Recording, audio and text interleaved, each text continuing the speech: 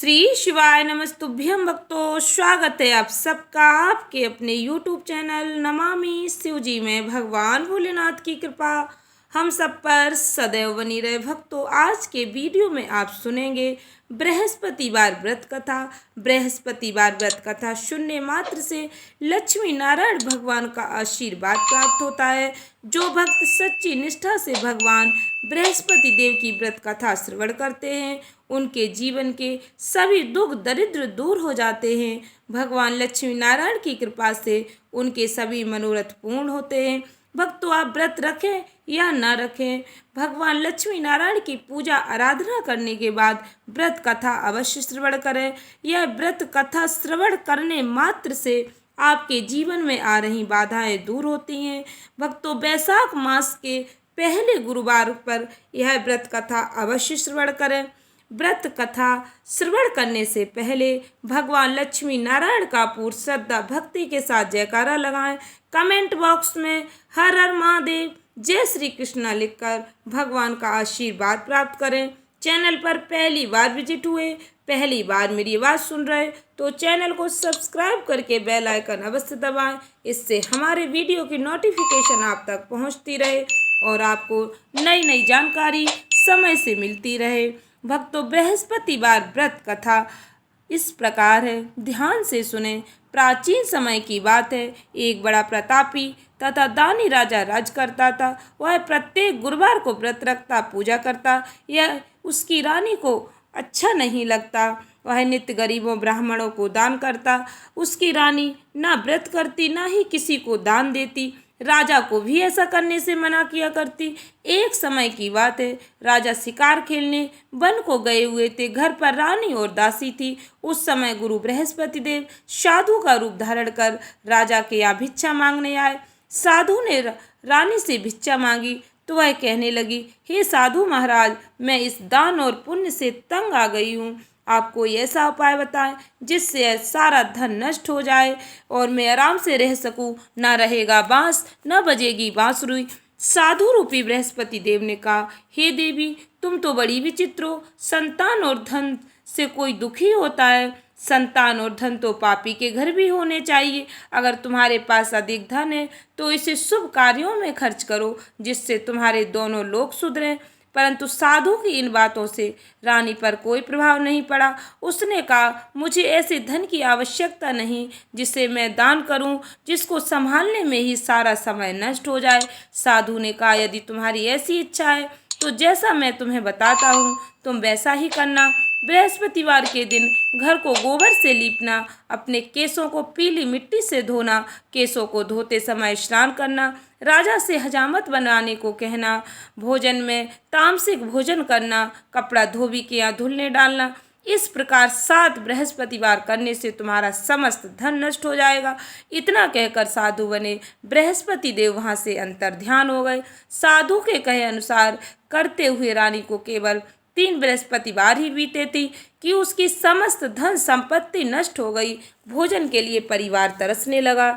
एक दिन राजा रानी से बोला, हे रानी, तुम यहीं रहो, मैं दूसरे देश को जाता हूँ, क्योंकि यहाँ पर सभी लोग मुझे जानते हैं, इसलिए मैं कोई छोटा कार्य नहीं कर सकता। ऐसा कहकर राजा परदेश चला गया। वहाँ वह जंगल से लकड़ी काट कर लाता और शहर में बेचता। इस तरह वह अपना जीवन व्यतीत करने लगा। इधर राजा के बिना रानी और दासी दुखी रहने लगी। एक समय जब रानी और दासी को 7 दिन तक बिना भोजन के रहना पड़ा तो रानी ने अपनी दासी से कहा, हे दासी, पास ही के नगर में मेरी बहन रहती है। वह बड़ी धनवान है। तू उसके पास जा और कुछ ले आ ताकि थोड़ी बहुत गुजर बसर हो जाए। दासी रानी की बहन के पास गई। उस दिन बृहस्पतिवार था। रानी की बहन उस समय बृहस्पतिवार की कथा सुन रही थी।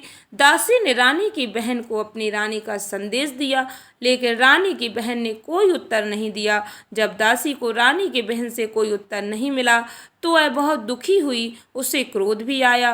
दासी ने वापस आकर रानी को सारी बात बता दी। सुनकर रानी ने अपने भाग्य को कोसा। उधर रानी की बहन ने सोचा कि मेरी बहन की दासी आई थी परंतु मैं उससे नहीं बोली, इससे वह बहुत दुखी हुई होगी। कथा सुनकर और पूजन समाप्त कर वह अपनी बहन के घर गई। और कहने लगी, हे बहन, मैं बृहस्पतिवार का व्रत कर रही थी, तुम्हारी दासी गई, परंतु जब तक कथा होती है तब तक ना उठते हैं और ना बोलते हैं, इसलिए मैं नहीं बोली। कहो दासी क्यों गई थी?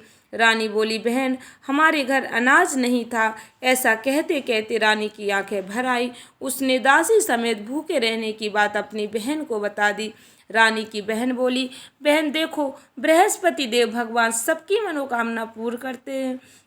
देखो, शायद तुम्हारे घर में अनाज रखा हो। यह सुनकर दासी घर के अंदर गई तो वहां उसे एक घड़ा अनाज का भरा मिल गया। उसे बड़ी हैरानी हुई, क्योंकि उसे एक एक बर्तन देख लिया था। उसने बाहर आकर रानी को बताया। दासी रानी से कहने लगी, हे रानी, जब हमको भोजन नहीं मिलता तो हम व्रत ही तो करते हैं, इसलिए क्यों ना इनसे व्रत और कथा की विधि पूछ ली जाए, हम भी व्रत किया करेंगे। दासी के कहने पर रानी ने अपनी बहन से पूछा बृहस्पतिवार व्रत के बारे में। उसकी बहन ने बताया, बृहस्पतिवार के व्रत में चने की दाल और मुनक्का से विष्णु भगवान का केले की जड़ में पूजन करें, दीपक जलाएं, पीले भोजन करें, कथा अवश्य श्रवण करें। इससे गुरु भगवान प्रसन्न होते हैं, मनोकामना पूर्ण करते हैं। व्रत और पूजन की विधि बताकर रानी की बहन अपने घर लौट आई। रानी और दासी दोनों ने निश्चय किया कि बृहस्पति देव भगवान का पूजन अवश्य करेंगे। 7 रोज बाद जब बृहस्पतिवार आया तो उन्होंने व्रत रखा। गुड़साल में जाकर चना और गुड़ बीन लाई, उसकी दाल से केले की जड़ विष्णु भगवान का पूजन किया। अब पीला भोजन कहाँ से आए? दोनों बड़ी दुखी हुई, परंतु उन्होंने व्रत किया था, इसलिए बृहस्पति देव भगवान प्रसन्न थे।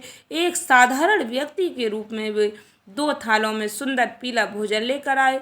दासी को देकर बोले, हे दासी, यह भोजन तुम्हारे लिए और तुम्हारी रानी के लिए, इसे तुम दोनों ग्रहण करना। दासी भोजन पाकर बहुत प्रसन्न हुई। उसने रानी को सारी बात बताई। उसके बाद से वे प्रत्येक बृहस्पतिवार को गुरु भगवान का व्रत और पूजन करने लगी। बृहस्पति भगवान की कृपा से उनके पास धन हो गया, परंतु रानी फिर पहले की तरह आलस करने लगी। तब दासी बोली, देखो रानी, तुम पहले भी इस प्रकार आलस करती थी, तुम्हें धन रखने में कष्ट होता था, इस कारण सभी धन नष्ट हो गया। अब गुरु भगवान की कृपा से धन मिला है तो फिर तुम्हें आलस होता है। बड़ी मुसीबतों के बाद हमने यह धन पाया, इसलिए हमें दान पुण्य करना चाहिए, भूखे मनुष्यों को भोजन कराना चाहिए, प्याऊ लगवाओ, ब्राह्मणों को दान दो, कुआं तालाब बावड़ी का निर्माण कराओ, मंदिर पाठशाला बनवा कर ज्ञान का दान करो, कुंवारी कन्याओं का विवाह करवाओ, धन को शुभ कार्यों में खर्च करो, जिससे तुम्हारे कुल का यश बढ़े, स्वर्ग प्राप्त हो और पिता प्रसन्न हो। दासी की बात मानकर रानी शुभ कार्य करने लगी, उसका यश फैलने लगा। एक दिन रानी और दासी आपस में विचार करने लगी कि न जाने राजा किस दशा में होंगे, उनकी कोई खोज खबर नहीं है। उन्होंने श्रद्धा पूर्वक गुरु बृहस्पति देव से प्रार्थना की, राजा जहाँ कहीं भी हों शीघ्र वापस आ जाएं। उधर राजा परदेश में बहुत दुखी रहने लगा। वह प्रतिदिन जंगल से लकड़ी बीन कर लाता, उसे शहर में बेचकर अपने दुखी जीवन को बड़ी कठिनता से व्यतीत करता। एक दिन दुखी हो राजा अपनी पुरानी बातों को याद करके रोने लगा और उदास हो गया। उसी समय राजा के पास बृहस्पति देव साधु के वेश में आकर बोले, हे लकड़हारे, तुम इस सुनसान जंगल में किस चिंता में बैठे हो, मुझे बतलाओ। यह सुन राजा के नेत्रों में जल भर आया। साधु की वंदना कर राजा ने अपनी संपूर्ण कहानी सुना दी। महात्मा दयालु होते हैं, वे राजा से बोले, हे राजा, तुम्हारी पत्नी ने बृहस्पतिवार के दिन बृहस्पति देव का अपमान किया था, जिसके कारण तुम्हारी यह दशा हुई। अब तुम चिंता मत करो, भगवान तुम्हें पहले से अधिक धन देंगे। देखो, तुम्हारी पत्नी ने बृहस्पतिवार का व्रत प्रारंभ कर दिया है। अब तुम भी बृहस्पतिवार का व्रत करके चने की दाल गुड़ जल के लोटे में डालकर केले का पूजन करो, फिर कथा कहो या सुनो, भगवान तुम्हारी सब मनोकामनाएं पूर्ण करेंगे। साधु की बात सुनकर राजा बोला, हे प्रभु, लकड़ी बेचकर तो इतना पैसा मुझे नहीं मिलता जिससे भोजन के उपरांत कुछ बचा सकूं। मैंने रात्रि में अपनी रानी को व्याकुल देखा है, मेरे पास कोई साधन नहीं जिससे मैं उसका समाचार जान सकूं। साधु ने कहा, हे राजा, मन में बृहस्पति भगवान के पूजन व्रत का निश्चय करो, वे स्वयं तुम्हारे लिए कोई राह बना देंगे। बृहस्पतिवार के दिन तुम रोजाना की तरह लकड़ियां लेकर शहर में जाना, तुम्हें रोज से दुगना धन प्राप्त होगा, जिससे तुम भली भांति भोजन कर लोगे और बृहस्पति देव की पूजा का सामान भी आ जाएगा। जो तुमने बृहस्पतिवार की कहानी के बारे में पूछा है वह इस प्रकार है। बृहस्पति देव की कहानी। प्राचीन काल में एक बहुत ही निर्धन ब्राह्मण था। उसके कोई संतान न थी। वह नित्य पूजा पाठ करता। उसकी स्त्री न स्नान करती न किसी देवता का पूजन करती। इस कारण ब्राह्मण देवता बहुत दुखी रहते थे। भगवान की कृपा से ब्राह्मण के यहाँ एक कन्या रूपी रत्न पैदा हुआ। कन्या बड़ी होने लगी। प्रातः स्नान करके वह भगवान विष्णु का जाप करने लगी। बृहस्पतिवार का व्रत भी करने लगी। पूजा पाठ समाप्त कर पाठशाला जाती तो अपनी मुट्ठी में जौ भर के ले जाती और पाठशाला के मार्ग में डालती जाती। लौटते समय वही जौ स्वर्ण के हो जाते तो उनको बीन कर घर ले आती। एक दिन वह बालिका सूप में उन सोने के जौ को फटक कर साफ कर रही थी। तभी उसकी माँ ने देख लिया और कहा कि हे बेटी, सोने के जौ को फटकने के लिए सोने का सूप होना चाहिए। दूसरे दिन गुरुवार था। कन्या ने व्रत रखा और बृहस्पति देव से सोने का सूप देने की प्रार्थना की। बृहस्पति देव ने उसकी प्रार्थना स्वीकार कर ली। रोजाना की तरह वह कन्या जौ फैलाती हुई पाठशाला चली गई। पाठशाला से लौटकर जब वह जौ बीन रही थी तो बृहस्पति देव की कृपा से उसे सोने का सूप मिला। उसे वह घर ले आई और उससे जौ साफ करने लगी, परंतु उसकी माँ का वही ढंग रहा। एक दिन की बात है, कन्या सोने के सूप में जब जौ साफ कर रही थी तो उस नगर का राजकुमार वहां से निकला। कन्या के रूप और कार्य को देखकर वह उस पर मोहित हो गया। राजमहल आकर वह भोजन जल त्याग कर उदास होकर लेट गया। राजा को जब राजकुमार द्वारा अन्न जल त्यागने का समाचार प्राप्त हुआ तो अपने मंत्रियों के साथ वह अपने पुत्र के पास गया और कारण पूछा। राजकुमार ने राजा को उस लड़की के घर का पता बतलाया। मंत्री उस लड़की के घर गया। मंत्री ने ब्राह्मण के समक्ष जाकर राजा की ओर से निवेदन किया। कुछ ही दिन बाद ब्राह्मण की कन्या का विवाह राजकुमार के साथ संपन्न हो गया। कन्या के घर से जाते ही ब्राह्मण देव के घर में पहले की भांति गरीबी का निवास हो गया। एक दिन दुखी होकर ब्राह्मण अपनी पुत्री से मिलने गए। बेटी ने पिता की ऐसी अवस्था को देखा और अपनी माँ का हाल पूछा। ब्राह्मण ने सभी हाल कह सुनाया। कन्या ने बहुत सा धन देकर अपने पिता को विदा कर दिया, लेकिन कुछ दिन बाद फिर वही हाल हो गया। ब्राह्मण फिर अपनी कन्या के यहाँ गया और सभी हाल कहा तो पुत्री बोली, हे पिताजी, आप माताजी को यहाँ लिवा लाओ, मैं उन्हें वह विधि बता दूंगी जिससे गरीबी दूर हो जाए। ब्राह्मण देवता अपनी स्त्री को साथ लेकर अपनी पुत्री के पास राजमहल पहुँचे तो पुत्री अपनी माँ को समझाने लगी, हे माँ, तुम प्रातःकाल स्नान आदि करके विष्णु भगवान का पूजन करो तो सब दरिद्रता दूर हो जाएगी। परंतु उसकी माँ ने उसकी एक भी बात नहीं मानी। वह प्रातःकाल उठकर अपनी पुत्री की बच्चों की जूठन को खा लेती। एक दिन उसकी पुत्री को बहुत गुस्सा आया। उसने अपनी माँ को एक कोठरी में बंद कर दिया। प्रातः उसे स्नान आदि करा के पूजा पाठ करवाया तो उसकी माँ की बुद्धि ठीक हो गई। इसके बाद वह नियम से पूजा पाठ करने लगी और प्रत्येक बृहस्पतिवार को व्रत करने लगी। इस व्रत के प्रभाव से मृत्यु के बाद वह स्वर्ग को प्राप्त हुई। वह ब्राह्मण भी सुखपूर्वक इस लोक का सुख भोगकर स्वर्ग को प्राप्त हुआ। इस तरह कहानी कहकर साधु बने बृहस्पति देव वहाँ से लोप हो गए। धीरे धीरे समय व्यतीत होने पर फिर बृहस्पतिवार का दिन आया। राजा जंगल से लकड़ी काटकर शहर में बेचने गया। उसे उस दिन और दिनों से अधिक धन मिला। राजा ने चना गुड़ आदि लाकर बृहस्पतिवार का व्रत किया। उस दिन से उसके सभी कलेश दूर हुए। परंतु जब अगले गुरुवार का दिन आया तो वह बृहस्पतिवार का व्रत करना भूल गया। इस कारण बृहस्पति देव नाराज हो गए। उस दिन उस नगर के राजा ने विशाल यज्ञ का आयोजन किया था तथा अपने समस्त राज्य में घोषणा करवा दी कि सभी मेरे यहाँ भोजन करने आए, किसी के घर चूल्हा न जले। इस आज्ञा को जो न मानेगा उसको फांसी की सजा दी जाएगी। राजा की आज्ञा अनुसार सभी लोग राजा के यहाँ भोजन करने गए, लेकिन लकड़हारा कुछ देर से पहुंचा, इसलिए राजा उसको अपने साथ महल में ले गए। जब राजा लकड़हारे को भोजन करा रहे थे तो रानी की दृष्टि उस खूंटी पर पड़ी जिस पर उसका हार लटका हुआ था। उसे हार खूंटी पर लटका दिखाई नहीं दिया। विश्वास हो गया कि निश्चय ही मेरा हार इस लकड़हारे ने चुरा लिया है। उसी समय सैनिक बुलवाकर उसको जेल में डलवा दिया। लकड़हारा जेल में विचार करने लगा कि ना जाने कौन से पूर्व जन्म के कर्म से मुझे यह दुख प्राप्त हुआ है, और जंगल में मिले साधु को याद करने लगा। तत्काल बृहस्पति देव साधु रूप में प्रकट हो गए और कहने लगे, अरे मूर्ख, तूने बृहस्पति देवता की कथा नहीं की, उसी कारण तुझे यह दुख प्राप्त हुआ है। अब चिंता मत कर, बृहस्पतिवार के दिन जेल खाने के दरवाजे पर तुझे 4 पैसे पड़े मिलेंगे। उनसे तू बृहस्पतिवार की पूजा करना, तो तेरे सभी कष्ट दूर हो जाएंगे। अगले बृहस्पतिवार को से जेल के द्वार पर 4 पैसे मिले। राजा ने पूजा का सामान मंगवाकर कथा कही और प्रसाद बांटा। उसी रात्रि में बृहस्पति देव ने उस नगर के राजा को स्वप्न में कहा, हे राजा, तूने जिसे जेल में बंद किया है उसे तत्काल छोड़ देना, वह निर्दोष है। राजा प्रातःकाल उठा और खूंटी पर हार लटका देकर लकड़हारे को बुलाकर क्षमा मांगी। राजा को योग्य सुंदर वस्त्र आभूषण भेंट कर उसे विदा किया। गुरुदेव की आज्ञा अनुसार राजा अपने नगर को चल दिया। राजा जब नगर के निकट पहुंचा तो उसे बड़ा ही आश्चर्य हुआ। नगर में पहले से अधिक बाग, तालाब, कुएं, बहुत सी धर्मशालाएं, मंदिर आदि बने हुए थे। राजा ने पूछा, यह किसका बाग और धर्मशाला है?